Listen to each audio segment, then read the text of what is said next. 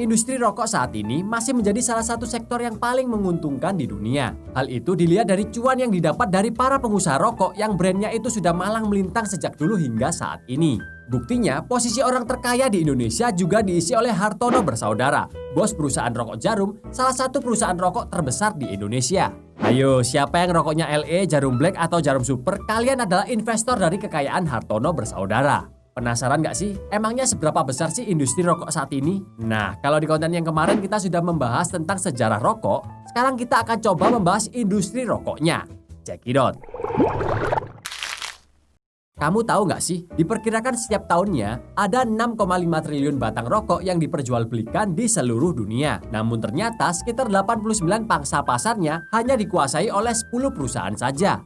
Wow, itu artinya ribuan perusahaan rokok lainnya cuma mendapatkan 11% market share sisanya. Emangnya 10 perusahaan itu apa aja sih?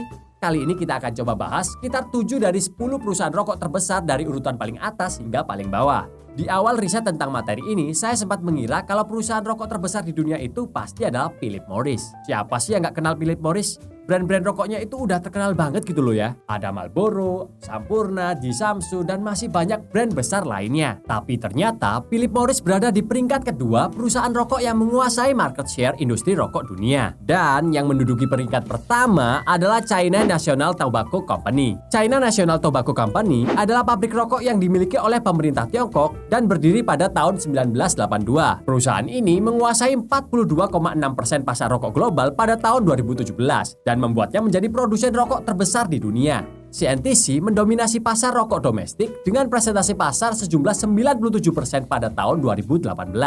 Hasilnya, perusahaan yang berkantor pusat di Beijing ini berhasil menyumbang 6% dari total 2,7 triliun dolar pendapatan pemerintah Tiongkok. Setidaknya, CNTC memproduksi 30 merek rokok. Merek yang paling laris adalah Hong Taxian, dan yang paling premium salah satunya adalah Chunghwa.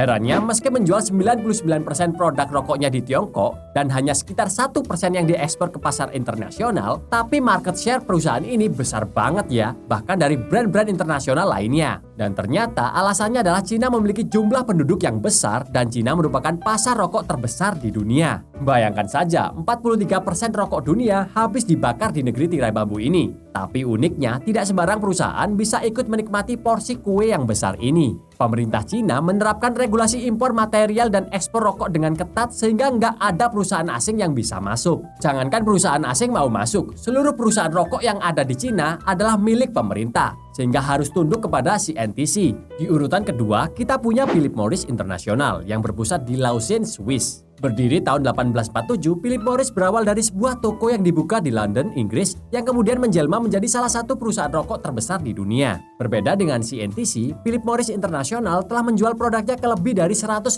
negara. Marlboro menjadi merek rokok paling laris milik perusahaan ini sejak tahun 1972 dan mewakili 34% dari seluruh penjualan produk PMI. Meski begitu, secara keseluruhan mereka cuma menguasai 14,1% pasar rokok global dan kalah dengan CNTC. Merek rokok lainnya yang gak kalah populer dari Marlboro adalah L&M, Chesterfield, Philip Morris, Parliament, Bond Street, dan kalau di Indo ada produk-produk dari Sampurna. Hampir sama seperti Unilever, PM ini gemar sekali untuk mengakuisisi perusahaan-perusahaan besar di negara lain. Seperti Sampurna dari Indonesia, PMFT Inc. Filipina, Rothmans Benson & Hedges di Kanada, dan beberapa perusahaan besar di negara lainnya. Di posisi ketiga ada British American Tobacco, perusahaan rokok dan produk tembakau yang berpusat di London, Inggris. Perusahaan ini didirikan pada tahun 1902 ketika Imperial Tobacco dari Inggris dan American Tobacco dari Amerika Serikat sepakat untuk melakukan joint venture atau perusahaan gabungan. Awalnya produksi rokok BAT itu paling banyak dilakukan di negara Tiongkok sejak tahun 1919,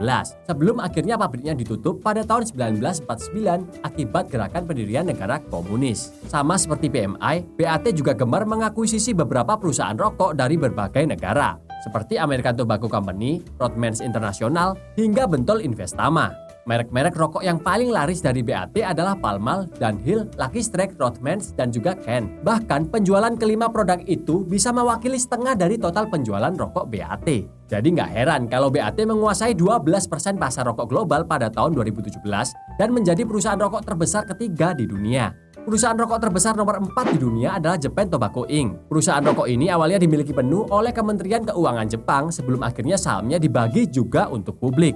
JTI saat ini telah memiliki 29 pabrik rokok dan 89 kantor perwakilan yang tersebar di seluruh dunia dengan jumlah tenaga kerja mencapai 42.000 orang. JTI juga aktif mengakuisisi perusahaan rokok besar di berbagai macam negara. JTI telah menandatangani perjanjian akuisisi aset yang berhubungan dengan bisnis rokok dari Mighty Corporation, sebuah perusahaan rokok terbesar kedua di Filipina dengan pangsa pasar sebesar 23%. Perusahaan itu menyumbang lebih dari 50% volume industri rokok dengan merek Mighty dan Marvel. JTI juga mengakuisisi PT Karya Dibya Mahardika dan PT Surya Mustika Nusantara, produsen dan distributor rokok Apache. JTI diperkirakan merogoh sekitar 9 triliun untuk menguasai semua saham yang dimiliki pabrik rokok yang berdomisili di Pasuruan itu. Di posisi selanjutnya, ada perusahaan rokok dari Bristol, Inggris, Imperial Brands. Imperial Brands didirikan pada tahun 1901 dari penggabungan 13 perusahaan rokok dan tembakau yang ada di Inggris. Pada tahun 1902, grup perusahaan ini bekerja sama dengan American Tobacco yang kemudian menjadi awal mula terbentuknya British American Tobacco, sebelum pada akhirnya melepaskan diri dari Imperial Brands pada tahun 1980. Sejak tahun 1997, Imperial Brands telah banyak mengakuisisi perusahaan-perusahaan yang bergerak di bidang industri rokok. Beberapa di antaranya adalah Rizla, produsen rolling paper terbaik di dunia, dan juga The Bylan Group yang terkenal dengan produk Roll Your Own tembakau. Produk-produk terlaris dari Imperial Brands seperti West, Davidoff, dan Golden Virginia yang telah dijual di 160 negara. Tercatat, pada tahun 2017, perusahaan ini telah menguasai 3,7% pasar rokok global. Dan di peringkat ke-6 ada Altria Group, atau yang sebelumnya dikenal dengan Philip Morris Company. Rebranding perusahaan dilakukan pada tahun 2003 dengan mengambil nama Altria dari kata Altus yang dalam bahasa Latin berarti tinggi. Mungkin biar perusahaannya makin lama bisa makin tinggi gitu ya omsetnya. Nggak lama setelah rebranding, Philip Morris International dan Philip Morris USA mengalami perpecahan. Dan sejak saat itu, manajemen dan pengelolaan Philip Morris USA berada di bawah kontrol Altria Group. Altria menjadi salah satu perusahaan rokok terbesar di dunia dengan menguasai 2% pangsa pasar rokok global. Di posisi terakhir ada Gudang Garam Tbk, didirikan oleh Cho Chien Hui atau yang lebih dikenal dengan Surya Wonowijoyo pada tahun 1958. Awalnya pabrik ini bernama Ingwi dan fokus untuk memproduksi sigaret kretek lobot linting dan sigaret kretek tangan. Pada tahun 1960, Ingwi kemudian diganti menjadi Gudang Garam dan mulai memperbanyak jumlah produksi karena permintaan pasar saat itu terus meningkat. Gudang Garam memiliki 3 produk brand family andalan, yaitu Gudang Garam, Surya, dan GG. Perusahaan ini menguasai kurang lebih 1% pasar rokok dunia dan 21,4% pasar nasional. Industri rokok atau tembakau masih menjadi salah satu sektor paling menguntungkan di dunia. Mengetahui kalau ada salah satu perusahaan rokok nasional yang bisa masuk ke dalam list perusahaan rokok terbesar di dunia tentu sangat membanggakan, bukan? Tapi juga membuat dilema. Bagai pisau bermata dua, konsumsi rokok Indonesia yang besar memang mampu menghidupi jutaan keluarga Indonesia. Tapi asap rokoknya juga mampu membuat jebol paru-paru kita loh.